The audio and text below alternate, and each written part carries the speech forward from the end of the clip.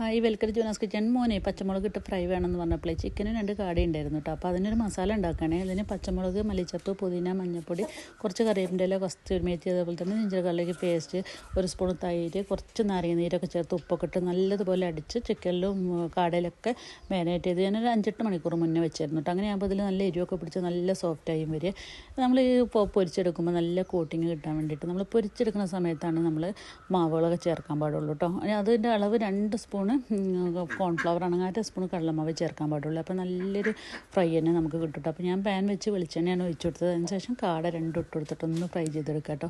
ഇതേ വെളിച്ചെണ്ണയിൽ തന്നെയാണ് ഞാൻ നമ്മുടെ ചിക്കനും പൊരിച്ചു കയറുന്നത്. അപ്പോൾ കുക്കറിൽ അപ്പുറത്തെ അടുപ്പിൽ ഞാൻ 1 ഗ്ലാസ് അരി ഇട്ടിട്ടൊന്ന് ഒരു ഗീ റൈസ് ഉണ്ടാക്കുന്നുണ്ട് കേട്ടോ.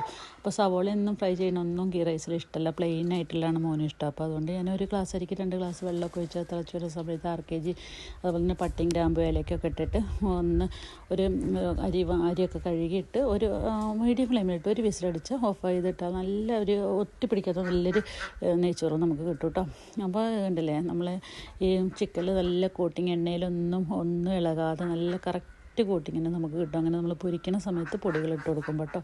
അപ്പോൾ ഇതുപോലെ എല്ലാവരും ഫ്രൈ ചെയ്യുമ്പോൾ ഒന്ന് ചെയ്ത് നോക്കണം, ചെയ്തിട്ടില്ല കേട്ടോ. അപ്പോൾ ഈ റൈസ് ഇവിടെ റെഡിയാണ്. അപ്പോൾ മോന് വേണ്ടിയിട്ട് പ്ലേറ്റിൽ വിളമ്പാണ്. അപ്പോൾ എല്ലാവർക്കും ഇഷ്ടപ്പെട്ട ലൈക്കും ചെയ്യണം, സബ്സ്ക്രൈബും ചെയ്യണം കേട്ടോ.